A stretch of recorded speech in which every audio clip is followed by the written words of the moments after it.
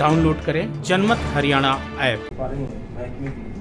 ये तो एक्स्ट्रा शराब बिकी तभी एडिशनल हमारे पास ड्यूटी आई। इसमें महकमे का जो फीड पाने का उद्देश्य है, जो कार्य प्रणाली है और जो एससीटी ने निकाला था, इन दोनों को आप कैसे मिक्स कर सकते हैं? क्योंकि इतनी शराब तो फिर भी बिकी लॉकडाउन के दौरान L1 से और L13 से, अगर वो भी आपकी सिस्टम से बिकती तो और ज़्यादा एडिशनल रेवेन्यू आता। तो इसमें थोड़ा सा मैं आपको करेक्ट कर दूं जी।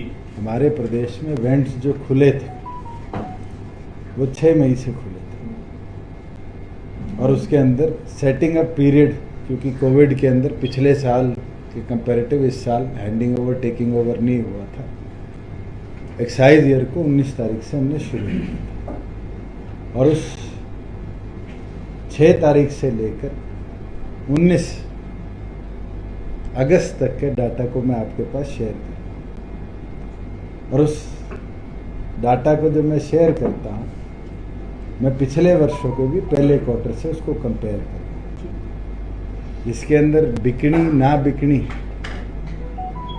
अगर हमने प्रदेश के अंदर 99.9% वेंड सेल करे हैं तो इसका मतलब प्रदेश के अंदर पॉलिसी का हमें बदलाव का फ़ायदा दिखा है और उसी कारण एडिशनल 350 करोड़ का रेवेन्यू प्रदेश को आया है।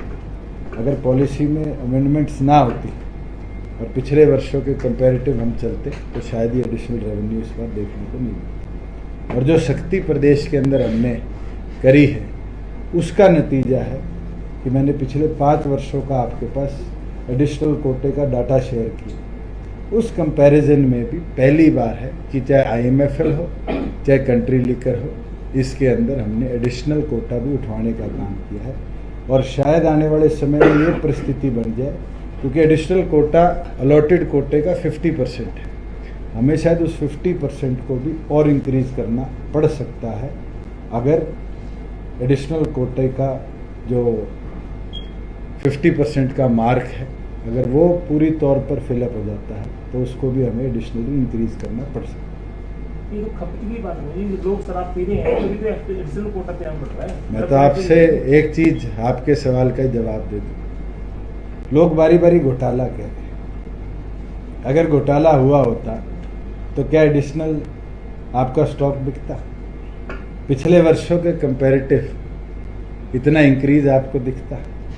केवल मात्र शक्ति है और उस शक्ति से कहीं ना कहीं कई लोग दुखी, और जो लोग दुखी हैं उनको कहीं ना कहीं उनका दुख ये छलकता है।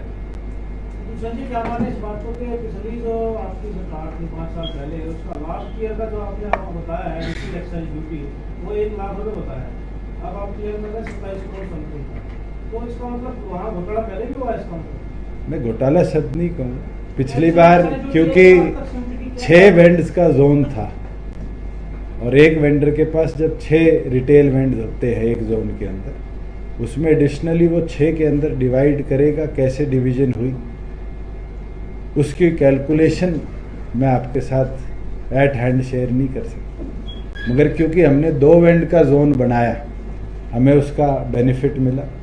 कॉम्पिटिटिव मार्केट के अंदर लोगों ने, जो हमारे वेंडर्स थे 1183, उनने कहीं ना कहीं अपने कंपटीशन में पॉलिसी के अंदर जो रूल्स रेगुलेशन थी उनके माध्यम से अपने कोटे को एडिशनली उठाने का काम किया।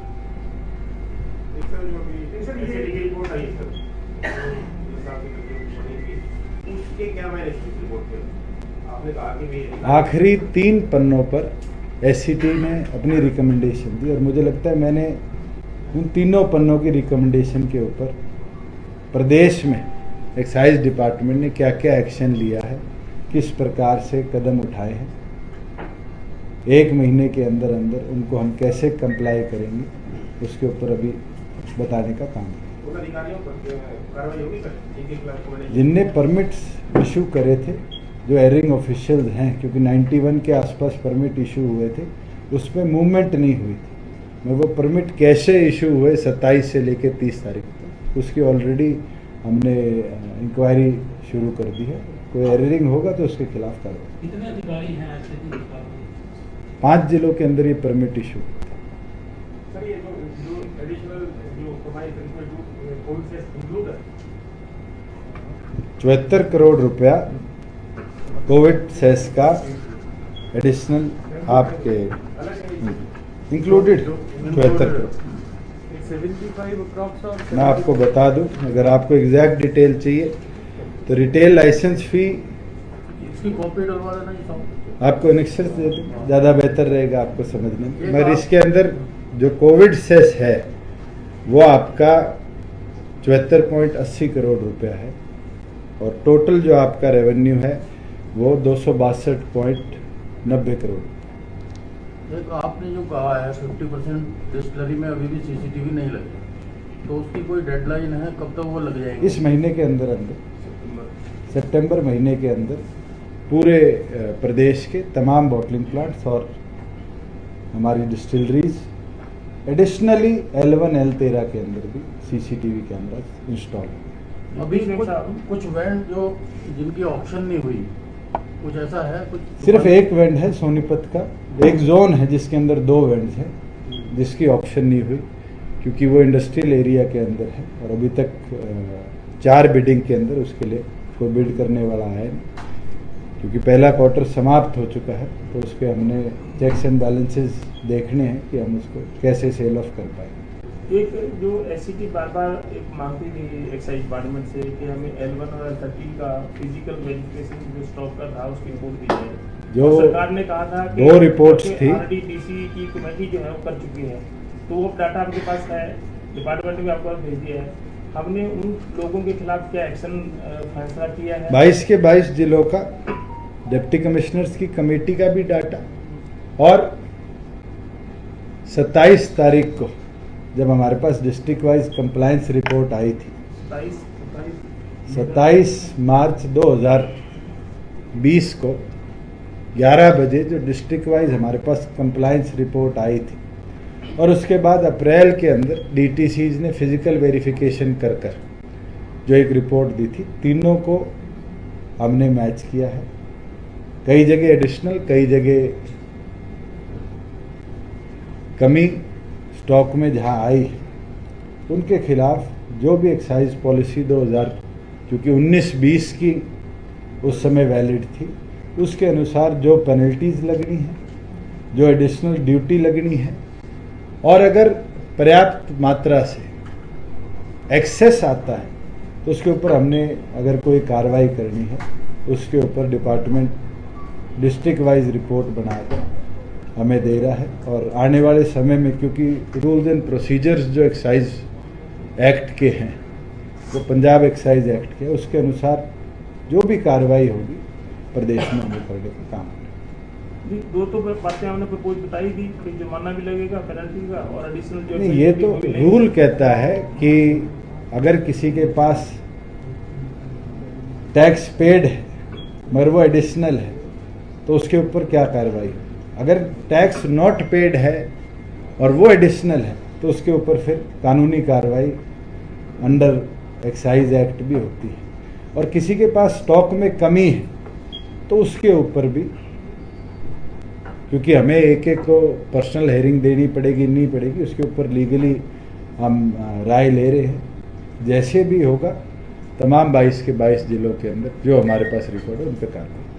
रणदीप सिंह सुरजेवाला ने दावा किया है कि ये जो L1 और L13 का या तो फालतू मिला या कम मिला, जो भी आपने भी स्वीकार किया है, 1 करोड़ से ज़्यादा बोतलों का डाटा है ये जो ये गड़बड़ हुआ है और लॉकडाउन में पूरी तरीके से शराब के ठेके बंद थे। हरियाणा प्रदेश में शायद उनको नहीं पता कि टोटल ही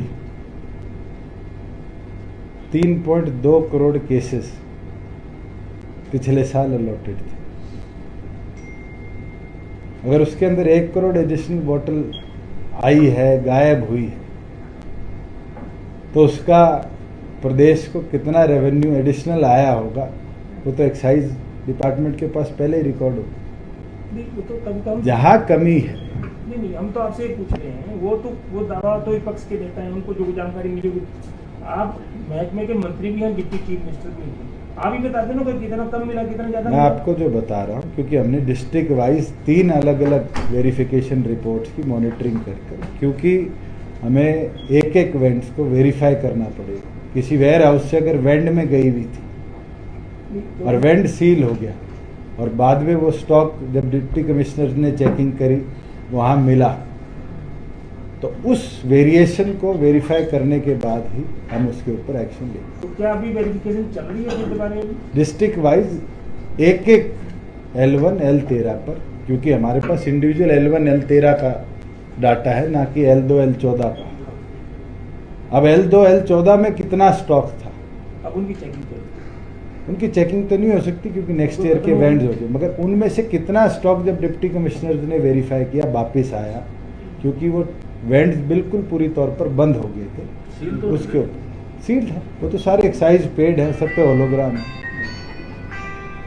मतलब तीन रिपोर्ट के बाद में आज डिप्टी चीफ मिनिस्टर साहब 5 महीने के बाद ये नहीं बता पा रहे हैं कि भी शराब कितनी फालतू मिली थी, कितनी कम मिली थी। मैं आपको एक स्पेसिफिक एनेक्स्चर बना के दे दूंगा डिस्ट्रिक्ट वाइज, जिसके अंदर एक्सेस तो ताकि और शॉर्टेज। वो लोगों को पता लगे जो लोग घोटाला कर रहे हैं उनको पता बिल्कुल, लगे। मैं आपके साथ साझा करूँ। घोटाला और एससीटी तो खारिज ही कर रहे हो आप फिर दोबारा आज भी।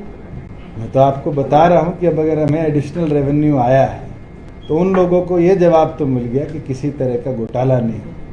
प्रदेश के अंदर एक्साइज डिपार्टमेंट के अधिकारियों ने बहुत अच्छी तरीके से पहले क्वार्टर में कार्य किया है और मैं उनका आभार देता। ये तो आपने आप क्लियर कर ही दिया। एक सवाल और था मेरा, आपने बड़े कॉन्फिडेंट से कही थी कि जुलाई में खुशखबरी दे देंगे जी, मंत्रिमंडल विस्तार हो जाएगा, मिठाई खिलाएंगे। वो बात करना अटक गई। सीएम साहब आज भी कह रहे हैं अभी तो सीएम साहब तंदुरुस्त हो जाए, हमारे 2 कैबिनेट के साथी तंदुरुस्त हो जाए और जुलाई से हमारे अगस्त तक खत्म होने को है। अब कब 6 विधायक तंदुरुस्त हो जाए।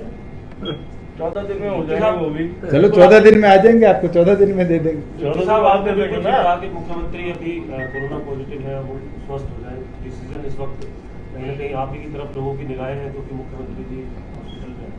स्कूल एसोसिएशन से जुड़ा हुआ एक सवाल है। प्राइवेट स्कूल एसोसिएशन कोर्ट में गई फीस को लेकर के, ट्यूशन फीस और एनुअल फीस को लेकर के, लेकिन उनका कहना है कि सरकार ने इसको लेकर के आदेश जारी नहीं किया। और दूसरी तरफ जो उनकी बसें खड़ी हुई हैं उन बसों पर पेनल्टी ली जा रही है ईयरली पासिंग को लेकर के, जबकि वो ऑलरेडी पहले ही उनको ना तो बस फीस मिल रही है ना कोई और इसको फीसर वो ले पा रहे हैं। देखो, कल एजुकेशन के एग्जामिनेशन का एक रिलेटेड क्वेश्चन विधायक गीता बुक्कल जी ने भी उठाया था। मुझे लगता है एजुकेशन मिनिस्टर ने एक एक ब्लॉक लेवल पर कमेटी निर्धारित करी, जिसके अंदर BEOs, पेरेंट्स, स्टूडेंट्स और टीचर्स के साथ बारी बारी रिव्यू किया जा रहा है और एक सेंटर के आदेश के बाद कैसे व्यवस्था को चलाया जाए उस पर काम करें। जहाँ स्कूल फीस के ऊपर बात है, इसके ऊपर कोर्ट ने ट्यूशन फीस लेने के ऑर्डर्स दिए हैं और अगर कोई स्कूल उससे फालतू ले रहा है तो उसके खिलाफ एक्शन प्रदेश सरकार ले सकती है अगर कोई कंप्लेंट हमारे पास आती है। जहाँ बस पासिंग के बाद है, लॉकडाउन के अंदर तमाम ऐसी व्यवस्था फ्रोज़न मानी गई थी, चाहे कोई वर्किंग टेंडर हो। अनलॉक के बाद बैंक्स क्या कार्रवाई कर रहे हैं या फिर ईयरली परमिट्स के ऊपर क्या एक्शन लिया जा रहा है, मुझे लगता है ट्रांसपोर्ट डिपार्टमेंट बेहतर होगा। कर्जे का हमेशा से सवाल रहता है कि कर्जा बढ़ गया है यहाँ के ऊपर। कल जो लिमिट बढ़ाई गई है 2% की, कि 5% तक जो है अब सरकार कर्जा ले पाएगी, तो क्या इसको आगे पूरे देश के अंदर 1.5 महीना पहले रिव्यू करने के बाद ये निर्णय लिया गया, क्योंकि कोविड के अंदर वर्किंग कैपिटल प्रत्येक प्रदेश को एडिशनल चाहिए और उसके लिए जब पहली बैठक हुई थी उसके अंदर भी एपेक्स ग्रुप में, जिसमें नेता प्रतिपक्ष भी थी, तमाम लोगों ने ये बात कही थी कि प्रदेश की फंक्शनिंग, सैलरीज, पेंशन्स रेगुलरली चलती रहे। इसके लिए चाहे हमें एडिशनल